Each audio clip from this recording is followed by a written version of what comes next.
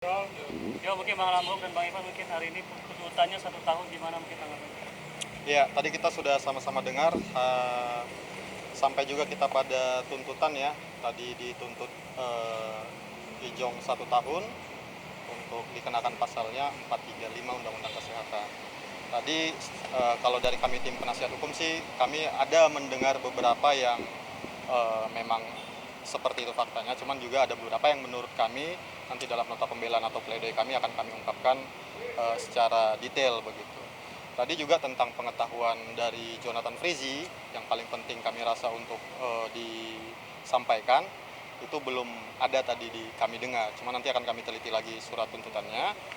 Namun ya 1 tahun itu nanti kita lihatlah bagaimana putusannya begitu. Poin apa mungkin yang akan jadi pledoi Bang? 1 tahun gimana sih Bang? Ada Respon dari Ijongnya mungkin bagaimana? Tadi baru dengar juga kan, kita juga ini cuman dari segi gestur dia tadi juga ya namanya orang nggak pernah dipidana, kemudian tadi juga di tuntutannya disampaikan bahwa Ijong ini turut serta ya begitu. Jadi karena kesalahan dia itu adalah meminta Erna untuk ke sana karena si Evan minta tolong si Ijong begitu. Jadi juga sudah jelas tadi bahwa si Ijong ini juga dijanjikan 10 cartridge vape ya begitu.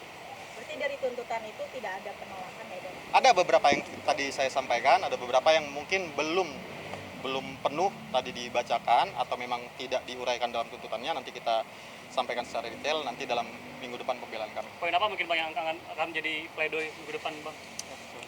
Ya seperti tadi sudah disampaikan dengan rekan saya, mungkin poin utamanya itu keterkaitan dengan pengetahuannya Ijong sendiri terhadap kandungan etomidate, yang mana selama persidangan ini berlangsung fakta tersebut tersampaikan bahwa Ijong tidak mengetahui bahwa di dalamnya itu ada etomidate atau obat keras, karena etomidate atau obat keras itu tidak kasat mata seperti narkoba yang lain. Itulah kemungkinan salah satu fakta persidangan yang mungkin menjadi salah satu materi pembelaan kami, yang mana kami juga belum meneliti dari tuntutan jaksa apakah menyebutkan tentang pengetahuan Ijong terkait etomidate tersebut gitu. Kalau emang tidak tahu, emang apakah dijebak atau seperti apa?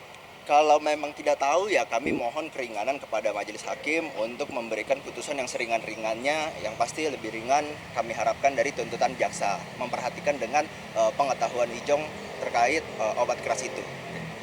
Tuntutan 1 tahun tahanan, nah dikurangi masa tahanan itu berapa kira-kira mungkin? Ijong sudah menjalani kurang lebih dari bulan Juli 2 bulan. Nah, berarti masih ada 10 bulan dari tuntutan jaksa begitu. Tetapi kalau bagaimana nanti hasil akhirnya ya kami mengharapkan putusan yang terbaik dan seringan-ringannya untuk Ijong, mengingat Ijong perlu menghidupi keluarganya dan juga ketidaktahuan Ijong, dan Ijong di sini peranannya hanya membantu begitu. Tadi kan ada Ijong menyampari kuasa hukumnya. Mungkin ada omongan nggak sih setelah mendengar tuntutan itu? Ya, Ijong hanya menyampaikan bagaimana tentang pembelaan kita terhadap tuntutan itu, karena Ijong nanti di minggu depan juga akan menyampaikan pembelaan atau pledoi pribadi di samping pembelaan dari kami dari kuasa hukum seperti itu.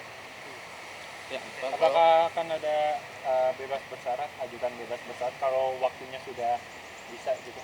Tentunya bagi setiap klien kami, kalau memang upaya itu ada dan diatur dalam undang-undang untuk pengajuan bebas bersyarat, ya kami akan mohonkan.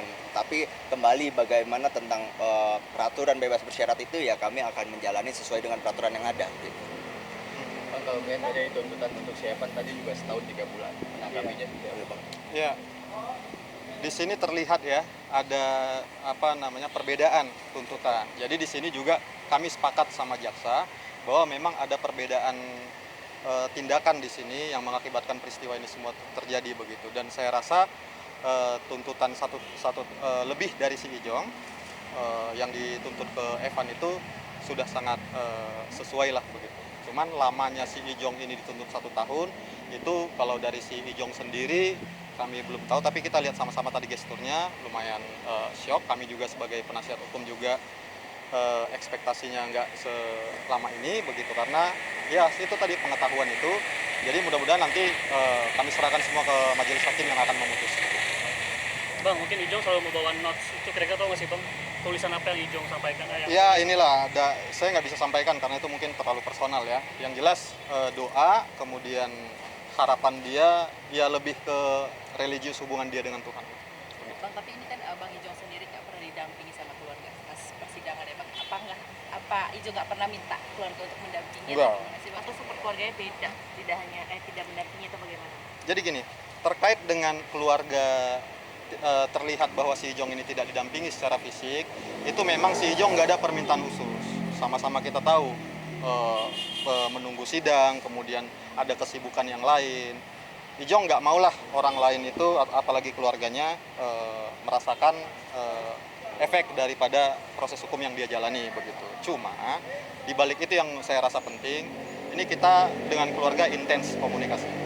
Bang, tapi kan beberapa minggu lalu kabarnya Ririn sempat mau datang, tapi ternyata online. Udah ada update lagi apakah Ririn kapan mau datang? Jadi gini, Ijong sama Ririn itu sepengetahuan kami, dan kami juga berhubungan dengan Ririn juga, Ririn itu menaruh perhatian khusus terkait perkara Ijong ini. Itu yang bisa saya sampaikan. Ririn juga ketika ada hal-hal atau pekerjaan yang tidak harus didatangin begitu, tidak se-urgent itu, dia sempat bilang dia mau datang. Cuman dari Ijong udah nggak usah gitu. Berarti ada penolakan dari Ijongnya sendiri. Lebih bukan ke penolakan, lebih kayak yang saya bilang tadi, nggak enak ngerepotin gitu loh. Udahlah ini. Tapi di balik itu support Pak, support. Ririnnya support ya. Berapa kali Bang sempat pengen hadir Bang? Berkali-kali ya. Tapi support kok. menjenguk ke tahanan, sempat menjenguk yang seperti yang saya bilang waktu itu, memberikan pakaian dan makanan. Dari Ririn sempat menjenguk, cuman untuk hadir ke persidangan mengingat Ririn juga mempunyai pekerjaan dan seperti yang disampaikan untuk menunggu sidang juga waktunya tidak pasti, dia dari Ijongnya sendiri ya mementingkan kenyamanan untuk bagi Ririn dan keluarga supaya nggak usah repot-repot ke sini gitu. Tapi ada jadwal khusus kah seminggu sekali atau berapa minggu sekali Ririn mengunjungi ke Untuk sesuai jadwal lapas, tetapi tidak ada jadwal khusus setiap hari apa atau setiap berapa minggu sekali Ririn akan mengunjungi Ijong di lapas gitu. Terakhir jenguk kapan?